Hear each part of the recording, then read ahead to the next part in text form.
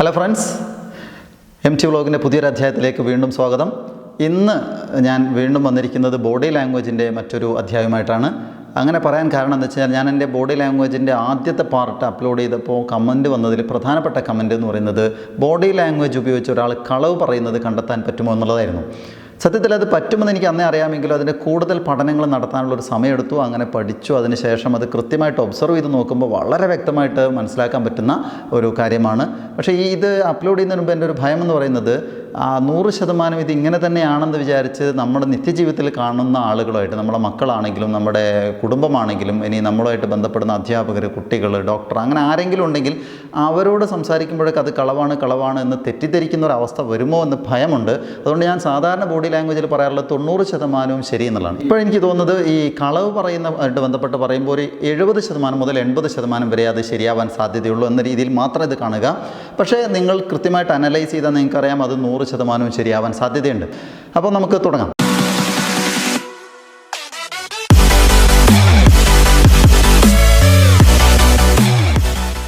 അപ്പോൾ ഈ body language ഉപയോഗിച്ച് കളവ് പറയുന്നത് കണ്ടെത്തുന്നതിന് മുമ്പ് നമ്മൾ ആദ്യം ചെയ്യേണ്ടി വരുന്ന ഒരു കാര്യം എന്ന് പറയുന്നത്, നമുക്ക് ഇതുവരെ പരിചയമില്ലാത്ത ഒരാൾ നമ്മുടെ മുമ്പിൽ വന്നത് പറയുന്നത് കളവാണോ എന്ന് ഐഡൻറ്റിഫൈ ചെയ്യാൻ ഭയങ്കര പാടാണ്. അതേസമയം നമുക്ക് നേരത്തെ അറിയാവുന്ന നമ്മുടെ സുഹൃത്തുക്കളോ നമ്മുടെ കുടുംബത്തിലോ പെട്ട ആളുകളാണെങ്കിൽ മാത്രമാണ് നമുക്ക് പെട്ടെന്ന് ഐഡൻറ്റിഫൈ ചെയ്യാൻ പറ്റുക. അതിൻ്റെ കാരണം എന്താ വെച്ച് കഴിഞ്ഞാൽ, ഞാനിനി പറയാൻ പോകുന്ന 10-15 ലക്ഷണങ്ങൾ, ആ ലക്ഷണത്തോടു കൂടെയാണ് സംസാരിക്കുന്നത് എങ്കിൽ അയാൾ കളവ് പറയുന്നു എന്നാണ് മനസ്സിലാക്കേണ്ടത്. പക്ഷേ ഞാൻ ചോദിക്കുന്നത്, ചിലപ്പോഴെങ്കിലും ചില ആളുകളുടെ ജന്മസിദ്ധമായ രീതി അതായിരിക്കും. ഒരു ഉദാഹരണം പറയാം. നമ്മൾ ആദ്യത്തെ ബോഡി ലാംഗ്വേജിൻ്റെ പാർട്ടിലിട്ടിരുന്നു, ഒരാൾ സംസാരിക്കുമ്പോൾ വാ പൊത്തുകയാണെങ്കിൽ, ഏതെങ്കിലും അർത്ഥത്തിൽ വാ പൊത്തുകയോ ചുണ്ടിൻ്റെ ഈ ഭാഗത്ത് ഇങ്ങനെ വിരൽ വെക്കുകയോ ചെയ്യുകയാണെങ്കിൽ അപ്പോൾ സംസാരിക്കുന്നത് കളവാനുള്ള സാധ്യതയുണ്ടെന്ന്. അതും കുറേ പേരൊക്കെ ഒബ്സർവ് ചെയ്തിട്ട് കമൻറ്റ് ചെയ്തിട്ടുണ്ട്, അങ്ങനെ സംഭവിച്ചിട്ടുണ്ടെന്ന്. പക്ഷേ ഒരാൾ ജീവിതം മുഴുവൻ അങ്ങനെ, എനിക്ക് നേരിട്ട് അറിയാവുന്ന ആളുകളുണ്ട്. ഇപ്പോൾ സിഗരറ്റൊക്കെ വലിക്കുന്ന ആളുകൾക്ക് വായുടെ സ്മെല്ല് വരുന്നുണ്ടെങ്കിൽ, അല്ലെങ്കിൽ നിലവിൽ പല്ല് കേടായിട്ടോ മറ്റു സ്മെല്ല് വരുന്ന ചില ആളുകളെങ്കിലും അടുത്തടുത്ത് സംസാരിക്കുമ്പോൾ ഇങ്ങനെ സംസാരിക്കുന്ന ഞാൻ കണ്ടിട്ടുണ്ട്. ഇങ്ങനെ തന്നെ വായ പൊത്തിപ്പിടിച്ചിട്ടാണ് സംസാരിക്കുക. അപ്പോൾ അതിൻ്റെ അർത്ഥം അയാൾ പറയുന്നത് മുഴുവൻ കളവാന്നല്ല, അത് അയാളുടെ ഒരു ശീലമാണ്. അപ്പോൾ ഓരോരുത്തരുടെയും കളവാണോ സത്യമാണോ പറയുന്നത് എന്ന് അറിയണമെങ്കിൽ ആദ്യം ഞാൻ ഈ പറയുന്ന ലക്ഷണങ്ങൾ മൊത്തത്തിൽ അയാളുടെ ബേസിക് നേച്ചർ നമ്മൾ അറിയണം എന്നുള്ളത് വളരെ പ്രധാനമാണ്. ബേസിക്കലി ആൾക്ക് എന്തൊക്കെ ഉണ്ട്, അയാളുടെ കൈ എങ്ങനെയാണ് സംസാരിക്കുമ്പോൾ ഉണ്ടാവുക, ഐ കോണ്ടാക്ട് ഏറ്റവും പ്രധാനപ്പെട്ടത്, മൊത്തത്തിൽ അയാളുടെ സംസാര രീതി എങ്ങനെയാണ്, ഇത് നമുക്ക് അറിയാമെങ്കിലാണ് അതിൽ നിന്നുള്ള വേരിയേഷൻ നോക്കിയിട്ടാണ് കളവ് മനസ്സിലാക്കുക. അത് ആദ്യമേ നമ്മൾ ഉൾക്കൊള്ളുക. അപ്പോൾ അതിനകത്ത് കളവ് പറയുന്നത് കണ്ടെത്താവുന്ന ഏറ്റവും നല്ല മാർഗ്ഗമെന്ന് എനിക്ക് തോന്നിയതിന് ഞാൻ ആദ്യം പറയാം. കാരണം വീഡിയോ മുഴുവൻ കാണാത്ത ഒരാൾക്ക് ഇത് മാത്രം കിട്ടിയാൽ പോലും പറ്റും. ഞാൻ കൃത്യമായിട്ട് ഈ വീഡിയോ എടുക്കുന്ന ഈ ദിവസം പോലും ഞാൻ ഒരാളിൽ പരീക്ഷിച്ചതാണ്. എന്ന് പറഞ്ഞാൽ ഒരാളോട് ഞാനിങ്ങനെ പറയുകയാണ്, നിങ്ങളൊരു കളവ് പറയണം. കളവോ സത്യമോ ആയ ഒരു കാര്യം നിങ്ങൾക്ക് പറയാം, അത് സത്യമാവാം കളവാകും. പക്ഷേ ഞാനത് കൃത്യമായിട്ട് ഐഡൻറ്റിഫൈ ചെയ്ത് കൃത്യമായിട്ട് കളവാണോ സത്യമാണെന്ന് പറഞ്ഞുതരാൻ പറഞ്ഞു. അപ്പോൾ ആൾ ഒരല്പസമയം ആലോചിച്ച് കൃത്യമായിട്ട് മാനിപ്പുലേറ്റ് ചെയ്തൊരു കാര്യം പറഞ്ഞു. സത്യത്തിൽ അതിലെ ആൾ വളരെ തന്ത്രപരമായിട്ട് ചെയ്തതെന്ന് വെച്ചാൽ പകുതി സത്യവും പകുതി കളവും പറഞ്ഞു എന്നുള്ളതാണ്. അതുപോലും കൃത്യമായിട്ട് എനിക്ക് അനലൈസ് ചെയ്ത് പറഞ്ഞു കൊടുക്കാൻ പറ്റിയിട്ടുണ്ട്. ഞാനിത് വീഡിയോയ്ക്ക് വേണ്ടിയിട്ട് എക്സാഗ്രേറ്റ് ചെയ്ത് പറയാനില്ല, സത്യമാണ്. അപ്പോൾ അതുകൊണ്ട് ആ ഭാഗം എന്താണെന്ന് വെച്ച് കഴിഞ്ഞാൽ, സംസാരിക്കുന്ന ആളുടെ ഐ കോണ്ടാക്റ്റാണ് നമ്മൾ നോക്കേണ്ടത്. സാധാരണഗതിയിൽ കണ്ണിൽ നോക്കി സംസാരിക്കണമെന്ന് നമ്മൾ ഇതുവരെയുള്ള എല്ലാ ബോഡി ലാംഗ്വേജ് ക്ലാസ്സിലും പറഞ്ഞു. പക്ഷേ കണ്ണിൽ നോക്കി അങ്ങനെ എല്ലാവർക്കും സംസാരിക്കാൻ കഴിയണമെന്നില്ല. അങ്ങനെ സംസാരിക്കാത്ത ഒരാൾ പ്രത്യേകിച്ച് കളവ് പറയുന്ന സമയത്ത് കണ്ണിൽ മാത്രം നോക്കിയാൽ സംസാരിക്കുള്ളൂ. അപ്പോൾ സാധാരണ സംസാരിക്കുമ്പോൾ കണ്ണിൽ, മുഖത്ത്, ചെവിയിൽ, അല്ലെങ്കിൽ ചുണ്ടിൽ, പല്ലിലൊക്കെ നോക്കി സംസാരിക്കും, അല്ലെങ്കിൽ വേറെ എവിടെയെങ്കിലും നോക്കും. അങ്ങനെ നോക്കുന്ന ഒരാൾ ഒരു കളവങ്ങ് പറയാൻ തുടങ്ങുമ്പോൾ ആളുടെ കണ്ണിൽ തന്നെ, കാരണം കളവ് പറയുന്ന ആൾ ആദ്യം തലച്ചോറ് കൊടുക്കുന്ന ഒരു മെസ്സേജ് എന്ന് പറയുന്നത് you have to convince it, അയാളത് ധരിപ്പിക്കണം എന്നുള്ള ഒരു ഉപബോധ മനസ്സിൽ നിന്നുള്ള ഒരു ചിന്തയോടുകൂടിയാണ് പറയാം. അപ്പോൾ സ്വാഭാവികമായിട്ടും കണ്ണിൽ തന്നെ നോക്കിയിട്ട് പറയാനാണ് ശ്രമിക്കുക. അതുകൊണ്ട് സാധാരണയിൽ കവിഞ്ഞ് ഐ കോണ്ടാക്റ്റ് കീപ്പ് ചെയ്യുന്നുണ്ടെങ്കിൽ അത് കളവിൻ്റെ ആദ്യ ലക്ഷണമായിട്ട് കാണും. ഇനി രണ്ടാമത്തതാണ് കണ്ണിൽ തന്നെ നമ്മൾ നോക്കുക. ഇങ്ങോട്ട് സംസാരിക്കുന്ന ഒരാൾ, ഇപ്പോൾ എന്നോട് സംസാരിക്കുന്ന ആൾ കളവാണ് പറയുന്നതെന്ന് അറിയണമെങ്കിൽ അയാളുടെ കണ്ണിലേക്കാണ് ഞാൻ നോക്കുന്നത്. അങ്ങനെ നോക്കുമ്പോൾ നമുക്ക് കാണാവുന്നത് നമ്മുടെ ഈ ബ്ലിങ്കിങ് ആണ്. വളരെ കൃത്യമായിട്ട് എനിക്ക് തോന്നിയൊരു സാധനമാണ് പറയാൻ പോകുന്നതിൽ ഏറ്റവും പ്രധാനപ്പെട്ട കാര്യം. ഈ ബ്ലിങ്കിങ് എന്ന് പറയുന്നത് ഒരു മനുഷ്യൻ്റെ ഇടയ്ക്കിടയ്ക്ക് കണ്ണടക്കും. ഇപ്പോൾ എൻ്റെ വീഡിയോ തന്നെ നിങ്ങളിങ്ങനെ അവസാനം വരെ ഒബ്സർവ് എൻ്റെ കണ്ണ് ശ്രദ്ധിച്ച് നോക്കുക. ഞാൻ പോലും അറിയാതെ അത് ബ്ലിങ്ക് ചെയ്യും. നിങ്ങളുടെ കണ്ണ് ഞാൻ കാണുകയാണെങ്കിൽ എനിക്കറിയാം നിങ്ങളുടെ കണ്ണും ബ്ലിങ്ക് ചെയ്യുന്നുണ്ടാവും. ആ ബ്ലിങ്കിങ്ങിൻ്റെ ഒരു നോർമൽ ഹ്യൂമൻ ബീങ്ങിൻ്റെ ബ്ലിങ്കിങ് എന്ന് പറഞ്ഞാൽ ഒരു 8 to 10, ഒരു 11, ഒരു 8 മുതൽ 10-11 ബ്ലിങ്കിങ് ഒരു മിനിറ്റിൽ നടക്കും. അങ്ങനെ ഒരു മിനിറ്റിൽ അത്രയും നടക്കുന്നു എന്ന് പറഞ്ഞാൽ ഒരു 5-6 സെക്കൻഡിനാണ് ഒരു ബ്ലിങ്കിങ് നടക്കുക. ആ ബ്ലിങ്കിങ് നമ്മൾ ആദ്യമേ കണ്ടുവച്ചേക്കണം, ഒരാളുടെ ജനറൽ ബ്ലിങ്കിങ് എത്രയാണെന്നുള്ളത്. കളവ് പറയാൻ തുടങ്ങുമ്പോൾ ബ്ലിങ്കിങ്ങിൻ്റെ സ്പീഡ് കുറയും, അത് എണ്ണം കുറയും. വളരെ സാവധാനത്തിൽ മാത്രമേ ബ്ലിങ്ക് ചെയ്യൂ. സാവധാനത്തിൽ 2 കാര്യം മനസ്സിലാക്കണം. 1-2 ബ്ലിങ്കിങ്ങിനിടയിലുള്ള ടൈമും കുറയും. മൂന്നാമത്തത്, ഒരു കളവിൻ്റെ പ്രധാനപ്പെട്ട പോയിന്റ് പറയുമ്പോൾ സാധാരണ ഇപ്പോൾ എൻ്റെ ഒരു ബ്ലിങ്കിങ് എന്ന് പറഞ്ഞാൽ ടക്ക് എന്ന് പറഞ്ഞാൽ ബ്ലിങ്ക് ആവുന്നു. അതിന് പകരം കളവ് പറയുമ്പോൾ മെല്ലെ, വളരെ മെല്ലെ ഇങ്ങനെ അടഞ്ഞ് തുറക്കുകയാണെങ്കിൽ അപ്പോൾ അത് കളവ് എന്നുള്ളതാണ്. വളരെ ശ്രദ്ധിച്ചോളൂ, നിങ്ങൾ അത് മനസ്സിലാവും. രണ്ടാമത്താണ് മനസ്സിലാക്കേണ്ടത്, അതിൽ പെട്ടെന്ന് മനസ്സിലാവുന്നൊരു കാര്യം, കളവ് പറഞ്ഞ് തുടങ്ങുന്ന സമയത്ത് ബ്ലിങ്കിങ്ങിൻ്റെ എണ്ണം കുറയും.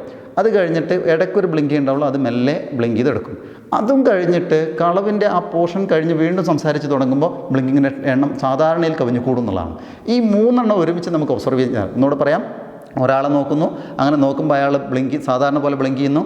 കളവ് പറഞ്ഞു തുടങ്ങുമ്പോൾ അയാളുടെ ബ്ലിങ്കിങ്ങിൻ്റെ എണ്ണം കുറയും. ഇടയ്ക്കൊന്ന് ബ്ലിങ്ക് ചെയ്യുകയാണെങ്കിൽ അത് മെല്ലെ ബ്ലിങ്ക് ചെയ്ത് മെല്ലെ തുറക്കും, കണ്ണടച്ച് തുറക്കും. ആ കളവം കഴിയുമ്പോൾ ബ്ലിങ്കിങ്ങിൻ്റെ എണ്ണം കൂടും. ഇത് 3 ഉണ്ടായിട്ടുണ്ടെങ്കിൽ അത് കളവാന്ന് ഉറപ്പാണ്. അതിൽ ഒരു കാര്യം കൂടി ചേർത്ത് പറയാനുള്ളത്, നേരത്തെയുള്ള ബോഡി ലാംഗ്വേജിലൊക്കെ ആളുകൾ ചോദിച്ചൊരു ചോദ്യം ഉണ്ടായിരുന്നു, ആ ബോഡി ലാംഗ്വേജ് കോപ്പി ചെയ്ത് കഴിഞ്ഞാൽ ആ സ്വഭാവം കിട്ടുമെന്നുള്ളത്. അവിടെയൊക്കെ ഞാൻ പറഞ്ഞിരുന്നു ആർക്കും ബോഡി ലാംഗ്വേജ് കോപ്പി ചെയ്യാൻ പറ്റില്ല.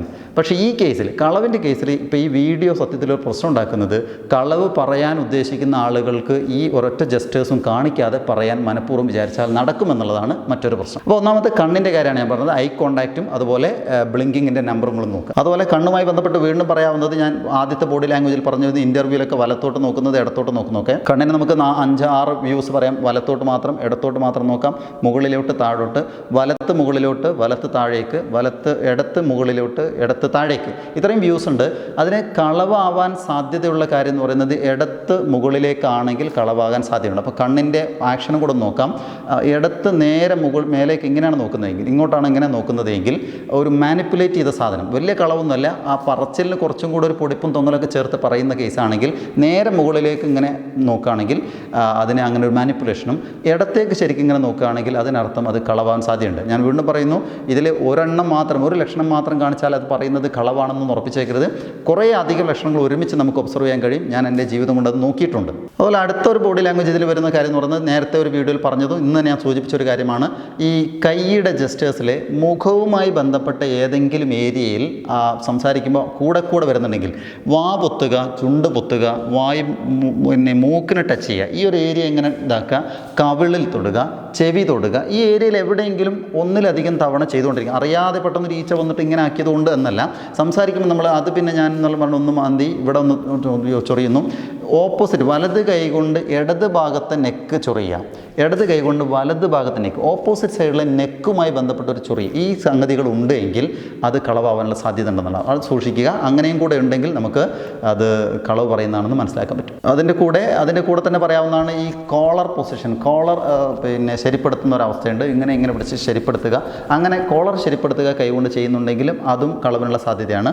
അതുപോലെ വേറൊരു കാര്യമാണ്, ഈ കൈയുമായി ബന്ധപ്പെട്ടത് ഭയങ്കരമായ അസ്വസ്ഥതകൾ കാണിക്കുന്നതാണ്. കളവ് പറയുന്നത്, കളവ് മാത്രമായിട്ട് പറയുകയാണെങ്കിൽ തുടക്കം മുതലേ നമുക്ക് മനസ്സിലാവും അയാളുടെ ഒരു ജസ്റ്റർ എങ്ങനെയായിരിക്കും. ചിലതെങ്ങനെ വെച്ചാൽ ലോങ് ടേം സംസാരത്തിൽ ഒരു 5 മിനിറ്റ് സംസാരത്തിനിടയിൽ 1 മിനിറ്റ് മാത്രമേ കളവ് പറഞ്ഞിട്ടുള്ളൂ. അങ്ങനെ കളവ് പറയുന്ന, അങ്ങനെ ഇടയ്ക്ക് മാത്രം പറയുകയാണെങ്കിൽ പെട്ടെന്ന് ഐഡൻറ്റിഫൈ ചെയ്യാൻ പറ്റും. പക്ഷേ നമുക്ക് ആ ഒരു മൈക്രോ ഒബ്സർവേഷൻ, നമുക്ക് ആ പവർ വേണം, നമ്മളത് ശീലിച്ചെടുക്കണം. അപ്പോൾ അതിലൊരെണ്ണം എന്ന് പറയുന്നത് കൈയിൻ്റെതാണ്.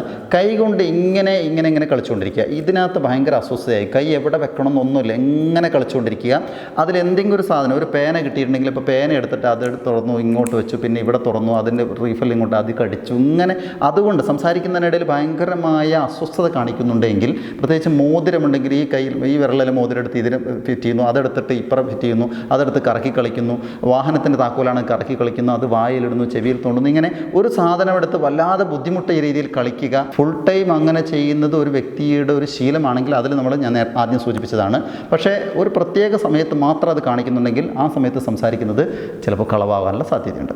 അതുപോലെ നല്ല മൈക്രോ ഒബ്സർവേഷൻ ഉള്ള ആളുകൾക്കാണ് മനസ്സിലാവുന്ന ഒരു കാര്യം, ചിരിയുമായി ബന്ധപ്പെട്ടാണ്. ചിരി എന്ന് പറയുന്നത് സാധാരണ രീതിയിൽ ചിരി, നമുക്ക് ഒരാളുടെ ചിരി, ആളുടെ ഹോണസ്റ്റ് ആയിട്ടുള്ള സത്യസന്ധമായുള്ള ചിരി നമുക്ക് മനസ്സിലാക്കാൻ പറ്റും. പിന്നെ നമ്മുടെ നാടൻ ഭാഷയിൽ ആക്കിച്ചിരി എന്ന് പറയുന്നൊരു ചിരിയില്ലേ, ഈ കളവ് പറയാൻ തുടങ്ങുമ്പോൾ ഞാൻ ചിരിക്കുകയാണ് എന്ന് മറ്റേ ആൾക്ക് തോന്നിക്കാൻ വേണ്ടി ചിരിക്കും. അത് ഞാൻ നേരത്തെ പറഞ്ഞ ബ്രെയിനും ഈ വെർബലും നോൺ വെർബലും തമ്മിലുള്ള കോർഡിനേഷൻ മിസ്മാച്ച് കൊണ്ടാണ്. ചിരിക്കാനാണ് ബ്രെയിൻ കൽപ്പിക്കുന്നത്, പക്ഷേ കറക്റ്റ് ചിരിക്കാൻ കഴിയില്ല. അപ്പോൾ ഒരു ആക്കി ചിരി മുഖത്ത് നമുക്ക് ഫീൽ ചെയ്യുകയാണെങ്കിൽ, സാധാ ചിരിക്കിടയിൽ ഒരു കാര്യം സംസാരിക്കുമ്പോൾ ഒരു ചിരിക്ക് ഒരിത്തിരി മങ്ങലേറ്റുണ്ടെങ്കിൽ, ആ ചിരി ഉണ്ടെങ്കിൽ അതിനർത്ഥം അത് കളവ് പറയുന്നതിൻ്റെ തുടക്കമാണെന്നുള്ളതാണ്. പിന്നെ ഞാൻ ആദ്യം പറഞ്ഞ പോലെ നമ്മുടെ ജനറലായിട്ട് ഒരാളുടെ സംസാര രീതി നമ്മൾ കോപ്പി ചെയ്ത് വെക്കണം, നമ്മളിങ്ങനെ മനസ്സിലാക്കി വെക്കണം, ഇന്ന രീതിയിലാണ് സംസാരിക്കുന്നത്. ആ സംസാരത്തിൻ്റെ ഒരു പേസ് ഉണ്ട്, ഒരു സ്പീഡ് നമുക്ക് മനസ്സിലാക്കാൻ പറ്റും. ആ സ്പീഡിനേക്കാൾ സ്ലോ ആയാലും സ്പീഡ് കൂടുകയും ചെയ്യുന്നുണ്ടെങ്കിൽ, ഏതെങ്കിലും ഒരു കാര്യം മാത്രം പറയുമ്പോൾ ഒന്നെങ്കിൽ സ്പീഡ് കൂട്ടി പറയുകയാണെങ്കിൽ അത് കളവാണ്, സ്പീഡ് കുറച്ച് പറയുകയാണെങ്കിൽ അതും കളവാണ്. സാധാ നോർമൽ സ്പീഡിൽ പോയിക്കൊണ്ടിരിക്കുമ്പോൾ അത് പിന്നെ ഞാനേ എന്നിട്ട് പിന്നെ അവിടെ പോയപ്പോഴേ അവനെ കണ്ടിട്ട് എന്നൊക്കെ പറഞ്ഞ് ഒന്ന് ആലോചിച്ചിട്ടും ഇങ്ങനെ കണ്ണൊക്കെ അങ്ങോട്ടാക്കിയിട്ട് പറയുകയാണെങ്കിൽ അത് കളവാണ്. ഇനി വേറൊരെണ്ണം പറയുമ്പോൾ സാധാരണ പറയുന്നുണ്ട് അത് എന്നിട്ട് ഞാൻ അവിടെ നിന്ന് അങ്ങോട്ടാക്കിയിട്ട് അവരിങ്ങോട്ട് വാങ്ങിച്ചു, അങ്ങനെ സ്പീഡിൽ പറയുകയാണെങ്കിൽ സാധാരണ നോർമൽ പറയുന്നതിനിടയിൽ ഒന്നെങ്കിൽ സ്പീഡ് കൂട്ടുക അല്ലെങ്കിൽ കുറക്കുക, ഇങ്ങനെ സംഭവിച്ചു കഴിഞ്ഞാലും കളവ് പറയാനുള്ള സാധ്യതയാണ് നമ്മൾ കാണുന്നത്. അതുപോലെ ബോഡി ലാംഗ്വേജിൽ തന്നെ പറയാവുന്ന ഒരു സാധനം എന്ന് പറയുന്നത് ഈ മിസ്മാച്ചിൻ്റെ കൂടുതൽ ശ്രദ്ധിക്കാവുന്ന ഒരു സാധനമാണ്. ഒരാളോട് നമ്മൾ എന്തെങ്കിലും സത്യസന്ധമായി പറയുന്ന ഒരു ഉത്തരത്തിൽ യെസ് എന്നുള്ളത് ഉത്തരം പറയുമ്പോൾ അയാൾ തലയാട്ടാൻ സാധ്യത ഇങ്ങനെയാണ്, യെസ്, തല ഇങ്ങനെ മുകളിലേക്കും താഴേക്കാട്ടാണ് യെസ് എന്ന് പറയുന്നു. അത് അങ്ങനെ തന്നെ 100% ആളുകൾ ചെയ്യാറില്ല. സാധാരണ ഇതിലൊരു പൊതുസമൂഹം ചെയ്യുന്നത് ഇങ്ങനെയാണ് യെസ് എന്ന് പറയുന്നത്, നോ എന്ന് പറയുന്നത് ഇങ്ങനെ നോ ഇങ്ങനെ പറയും ചെയ്യും. പക്ഷേ ഒരു സത്യസന്ധമായ കാര്യം നമ്മൾ അയാളോട് ചോദിച്ചിട്ട് അയാൾ നോ എന്ന് പറയുകയും പക്ഷെ നോഡിങ് ഇങ്ങനെ ആയി പോകും, രണ്ടും മിസ്മാച്ച് ആവും, കോൺട്രഡിക്ടറി ആയിട്ട് വരുന്നുണ്ടെങ്കിൽ അത് കളവാന്ന് ഉറപ്പാണ്. യെസ് എന്ന് പറഞ്ഞുകൊണ്ട് ഇങ്ങനെ പറയും യെസ് യെസ് യെസ് ഇങ്ങനെയാണ് പറയുന്നതെങ്കിൽ അത് എസ് അല്ല, സത്യത്തിൽ നോ ആണ്. ബോഡി പറയുന്നത് നോ എന്നും പക്ഷേ എസ് എന്ന് പറയുന്നുണ്ടെങ്കിൽ ആ എസ് കളവാണെന്നുള്ള അർത്ഥം. സോ ബോഡി ലാംഗ്വേജ് സത്യമേ പറയുള്ളൂ, നാവ് കൊണ്ട് പറയുന്നത് ചിലപ്പോൾ കളവായേക്കാം. സോ അതും നമുക്ക് ശ്രദ്ധിക്കാവുന്നതാണ്. യെസ് ഓർ നോ ക്വസ്റ്റ്യനിൽ ജസ്റ്ററും ആൻസറും തമ്മിൽ ഓപ്പോസിറ്റ് ആണെങ്കിൽ അതിൽ ജസ്റ്ററാണ് ശരി എന്നുള്ളതാണ് മനസ്സിലാക്കുന്നത്. ഇനി നമുക്ക് ബോഡി ലാംഗ്വേജിനേക്കാളേറെ ഒബ്സർവ് ചെയ്യാവുന്ന കാര്യങ്ങളിൽ ഒന്ന് എന്ന് പറയുന്നത് ബ്രീത്തിങ് ആണ്. ബ്രീത്തിങ്ങും നേരത്തെ പറഞ്ഞതുപോലെ സാധാ ഇപ്പോൾ ഞാൻ ഇതുവരെ സംസാരിച്ചപ്പോൾ എൻ്റെ ഒരു ബ്രീത്തിങ് സ്റ്റൈൽ നിങ്ങൾ ശ്രദ്ധിച്ചിട്ടുണ്ടാവില്ല, ഞാനും ശ്രദ്ധിക്കില്ല ഒരാളെ നേരിട്ട് കാണുമ്പോൾ, കാരണം അത് നോർമലായിട്ട് ഇങ്ങനെ പോയിക്കൊണ്ടിരിക്കുകയാണ്. അതിനിടയിൽ അതിൻ്റെ സ്പീഡ് കുറച്ച് കൂടുന്ന രീതിയിൽ എന്നൊക്കെ പറയുന്നുണ്ടെങ്കിൽ, അങ്ങനെ അതിന് സ്പീഡ് കൂടുകയോ കുറയുകയോ ചെയ്യുന്നുണ്ടെങ്കിൽ അത് കളവാൻ സാധ്യതയുണ്ട്. 2, ഒരു ലോങ് സംസാരം മുഴുവൻ ബഡായി തന്നെ പറഞ്ഞുകൊണ്ടിരിക്കുകയാണെങ്കിൽ അയാളുടെ ബ്രീത്തിങ് മൂക്കിന് പകരം വായിലൂടെ ആയിരിക്കും എന്നുള്ളതാണ്. ആ ടൈപ്പാണ് ബ്രീത്തിങ് എങ്കിൽ അതും കളവ് പറയുന്നത്. ലോങ് ടേമിൽ ബഡായിയാണ് പറയുന്നതെങ്കിൽ മൂക്കിലൂടെയാണ് സാധാരണഗതിയിൽ നോർമലായിട്ട് നമ്മൾ ബ്രീത്ത് ചെയ്യുന്നത്. അതുപോലെ വേറെ സാധനമാണ്, നമ്മൾ ലോങ് സംസാരിക്കുമ്പോൾ ചൂടൊന്നും ഇല്ലെങ്കിലും എക്സസീവ് സ്വെറ്റിങ്, ഈ കക്ഷം അല്ലെങ്കിൽ മീശയുടെ മേലെ നെറ്റിയുടെ മേലെ ഇവിടെയൊക്കെ പെട്ടെന്ന് വേർക്കുന്നു. ഒരു പ്രത്യേക സാഹചര്യം, പ്രത്യേകിച്ച് ഈ പോലീസ് ക്വസ്റ്റ്യൻ ചെയ്യുന്ന പോലുള്ള സമയത്ത് നോർമൽ സംസാരിച്ചു കൊണ്ടിരിക്കുമ്പോൾ കളവാണ് പറയുന്നതെങ്കിൽ പോലീസുകാർക്കൊക്കെ വേഗം മനസ്സിലാക്കാവുന്ന രീതിയാണ്. ആ ടൈമിന് പെട്ടെന്ന് സ്വെറ്റിങ് കൂടും. അങ്ങനെ സ്വെറ്റിങ് കൂടുന്നതെന്ന് പറഞ്ഞാൽ ഞാനൊരു കളവാണ് പറയുന്നത് പിടിക്കപ്പെടുമെന്നുള്ള. സാധാരണ ഇതിൽ അധ്യാപകരൊക്കെ ക്ലാസ്സിൽ കോപ്പി അടിക്കുന്ന കുട്ടിയെ വളരെ സിമ്പിളായിട്ട് പിടിക്കാവുന്ന, ഇങ്ങനെ ഓരോരുത്തരുടെ അടുത്തൊന്നും പോകേണ്ട കാര്യമില്ല. ഫ്രണ്ടിൽ ഇൻവിജിലേറ്ററായിട്ട് നിൽക്കുന്ന സ്ഥലത്തു നിന്ന് തന്നെ ഒരു കുട്ടി കൂടെ നമ്മൾ നോക്കുകയും അതിനെ നമ്മളും തിരിച്ചു നോക്കുകയാണെങ്കിൽ വേർത്ത് തുടങ്ങുന്നുണ്ടെങ്കിൽ ഉറപ്പാണ് കയ്യിൽ കോപ്പിയും തുണ്ട് കടലാസും വെച്ചിട്ടാണ് ഇരിക്കുന്നത്. അപ്പോൾ അതുകൊണ്ട് തന്നെ മനസ്സിലാക്കാൻ, കള്ളക്കളികൾ മനസ്സിലാക്കുക എന്ന് പറഞ്ഞാൽ അയാളുടെ ബോഡി ലാംഗ്വേജിൽ പെട്ടെന്ന് ചേഞ്ച് വരുന്നുള്ളതാണ്. ഏത് കള്ളത്തരാണ്, കളവ് സംസാരിക്കുക മാത്രമല്ല ഒരു കള്ളത്തരം കാണിക്കുകയാണെങ്കിലും ബോഡി ലാംഗ്വേജിൽ ചേഞ്ച് വരും, ഒരു സംശയമില്ല. ഇനി അതുപോലെ 2-3 കാര്യങ്ങൾ പറയാവുന്നത്, ഒന്ന് സാധാരണ പറയുന്നത് വൺ ടൈം പറഞ്ഞു പോവുകയും ഒരു കളവാണ് പറഞ്ഞതെങ്കിൽ അത് റിപ്പീറ്റ് ചെയ്തുകൊണ്ടേയിരിക്കും. ഇന്ന് ഞാൻ ആദ്യം സൂചിപ്പിച്ച പോലെ നിങ്ങളെ അത് കൺവിൻസ് ചെയ്യിക്കാൻ വേണ്ടിയിട്ട്, എന്നിട്ട് ഞാൻ അവിടെ പോയപ്പോഴേ അത് സത്യമായിട്ടും അങ്ങനെ ഉണ്ടായി, വീണ്ടും അതിന് സത്യം ഒരു സ്ട്രെസ് കൊടുക്കുക, വീണ്ടും ഒരു സത്യം എന്ന് പറയുക, വീണ്ടും അത് സൂചിപ്പിക്കുക, ആ ഇൻസിഡൻറ്റിനെ വീണ്ടും പറയാം. ഇനി ഒരു വലിയ ഇൻസിഡൻറ്റ് തന്നെയായിരിക്കും, ടൗണിൽ നടന്ന ഒരു ആക്സിഡൻറ്റിനെ കുറിച്ച് അല്ലെങ്കിൽ വേറെ എന്തെങ്കിലും ഒരു കളവാണ് പറയുന്നതെങ്കിൽ ആ സാധനം പറയുമ്പോൾ ശരിക്കും ഡ്രാമാറ്റിക്കായിട്ട് നമ്മൾ കൺവിൻസ് ചെയ്യാൻ വേണ്ടിയിട്ട് അത് ഉണ്ടായതുപോലെ ആക്ഷൻ എടുത്ത് പറയുക എന്നുള്ള ഒരു രീതിയും കൂടെ കാണിക്കുകയാണെങ്കിൽ അതും കളവാനുള്ള സാധ്യതയുണ്ട്. പിന്നെ അതിൽ ശ്രദ്ധിക്കേണ്ട ഒരു കാര്യമാണ്, നമ്മളോട് പറഞ്ഞു കഴിഞ്ഞിട്ട് കളവാണെന്ന് നമുക്ക് ഈ പറഞ്ഞ ലക്ഷണം വെച്ച് തോന്നിക്കഴിഞ്ഞാൽ പിന്നെ നമുക്ക് അവിടെ ഒരു ചെറിയൊരു സാധ്യതയും കൂടെ ഉള്ളത് തിരിച്ച് അതുമായി ബന്ധപ്പെട്ട ഒരു ചോദ്യം അങ്ങോട്ട് ചോദിക്കുക. അല്ല നീ അവിടെ നിന്ന് അയാളെ കണ്ടിരുന്നു എന്ന് ചോദിക്കുമ്പോൾ കണ്ടിരുന്നു വേഗമായിട്ട് ഒരു കൃത്യമായിട്ടല്ലാത്ത ആൻസറുകൾ പറയുകയും ചില ക്വസ്റ്റ്യൻസ് ബ്ലോക്ക് ചെയ്യുകയും ചെയ്യും. ക്വസ്റ്റ്യൻ ബ്ലോക്ക് ചെയ്യുമ്പോൾ ആ ക്വസ്റ്റ്യൻ പറയുമ്പോൾ ഉടനെ വിഷയം മാറ്റി വേറെ കാര്യം സംസാരിക്കുക. അല്ലെങ്കിൽ നമ്മളൊരു ചോദ്യം ചോദിക്കുമ്പോൾ തിരിച്ച് ഇങ്ങോട്ടൊരു ക്വസ്റ്റ്യൻ ചോദിക്കുക. ആൻസർ ചെയ്യുന്നതിന് പകരം മറ്റൊരു ചോദ്യം ചോദിക്കുന്നുണ്ടെങ്കിലും അവിടെയും അയാളത് കളവിനെ സ്ഥാപിക്കാനുള്ള ശ്രമമാണ് നടത്തുന്നത്. അതുപോലെ ഒരു സാധ്യത കൂടെ പറഞ്ഞിട്ട് ഞാൻ അവസാനിപ്പിക്കാം. ഒരു സാധ്യത കൂടെ എന്ന് പറയുന്നത്, നമ്മൾ ഇപ്പോൾ ഒരു ക്വസ്റ്റ്യൻസ് ആണെങ്കിൽ സാധാരണ ഇതിൽ എൻ്റെ മൊബൈൽ നീ എടുത്തിരുന്നു, ഇന്നലെ കാണാതെ പോയതാണ് എന്ന് പറഞ്ഞു കഴിഞ്ഞാൽ സത്യത്തിൽ അയാളാണ് എടുത്തതെങ്കിൽ അയാൾ ആദ്യത്തെ ഒരു രീതി എന്തായിരിക്കും വെച്ചാൽ നമ്മളെ ഇതൊരു ഫണ്ണിയാക്കി മാറ്റുക, ഒരു തമാശയാക്കിയിട്ട് നിൻ്റെ ഒരു മൊബൈൽ അതെടുത്തിട്ടപ്പോൾ അത് പോയില്ലേ എന്നൊക്കെ ചോദിച്ചിട്ട് നമ്മളെ കളിയാക്കിക്കൊണ്ട് സംസാരിക്കുകയാണെങ്കിൽ ആ സാധ്യത കൂടുതലെന്നുള്ളതാണ്. പക്ഷേ ഒരാളങ്ങനെ കളിയാക്കിക്കൊണ്ട് മാത്രം കള്ളനായിട്ട് നമ്മൾ പ്രഖ്യാപിക്കേണ്ട കാര്യമില്ല. അല്ല, നമ്മൾ വെറുതെ വീട്ടിലൊക്കെ ആണെങ്കിൽ കുട്ടികളെയൊക്കെ നമുക്കിത് പരീക്ഷിക്കാവുന്നതാണ്. അതുപോലെ മറ്റുള്ളവർക്കൊക്കെ നമുക്ക് പരീക്ഷിച്ച് നോക്കാം. അപ്പോൾ ബോഡി ലാംഗ്വേജിൻ്റെ ഈ അധ്യായം നിങ്ങൾക്ക് ഇഷ്ടപ്പെട്ടിട്ടുണ്ടാവും എന്ന് ഞാൻ കരുതുകയാണ്. ഇഷ്ടപ്പെട്ടിട്ടുണ്ടെങ്കിൽ ലൈക്ക് ചെയ്യാൻ മറക്കണ്ട, ഇഷ്ടപ്പെട്ടില്ലെങ്കിൽ ഡിസ്ലൈക്ക് ചെയ്യുക. നിങ്ങൾ ഈ അറിവ് ഇഷ്ടപ്പെട്ടിട്ടുണ്ടെങ്കിൽ പരമാവധി ആളുകളിലേക്ക് ഷെയർ ചെയ്ത് കൊടുക്കുക. താഴെ ഷെയർ ബട്ടൺ കാണാം. ഇവിടെ 2 കാര്യങ്ങൾ പറയാനുള്ളത്, നിങ്ങൾ ആദ്യമായിട്ടാണ് എൻ്റെ ഈ ചാനലിൽ നിന്ന് ഒരു വീഡിയോ കാണുന്നതെങ്കിൽ താഴെ സബ്സ്ക്രൈബ് എന്ന് ചുവന്ന അക്ഷരത്തിൽ എഴുതിയിട്ടുണ്ടാകും, അതൊന്ന് ക്ലിക്ക് ചെയ്യുക. തൊട്ടടുത്തൊരു ബെല്ലൈക്കൺ ഉണ്ടാകും, അതുകൂടെ ക്ലിക്ക് ചെയ്യുക. അങ്ങനെയാണെങ്കിൽ ഞാൻ അപ്ലോഡ് ചെയ്യുന്ന ഇതുപോലുള്ള എല്ലാ വീഡിയോകളും അപ്പോൾ തന്നെ നിങ്ങൾക്ക് നോട്ടിഫിക്കേഷനായിട്ട് ലഭിക്കും. ബോഡി ലാംഗ്വേജിൻ്റെ നേരത്തെ 4 പാർട്ടുകൾ അപ്ലോഡ് ചെയ്ത് കഴിഞ്ഞിട്ടുണ്ട്, നിങ്ങൾക്കത് തീർച്ചയായും ഉപകാരപ്പെടുന്നതാണ്. ബോഡി ലാംഗ്വേജിൻ്റെ നേരത്തെ അപ്ലോഡ് ചെയ്ത 1-2 വീഡിയോ ഞാനിവിടെ സ്ക്രീനിൽ കാണിക്കുന്നു, നിങ്ങൾക്ക് അതും വാച്ച് ചെയ്യാവുന്നതാണ്. മറ്റൊരു വീഡിയോയിൽ വീണ്ടും കാണാം. അതുവരേക്കും തൽക്കാലം വിടവാങ്ങുന്നു. സ്നേഹപൂർവ്വം ഞാൻ മുജീബ്.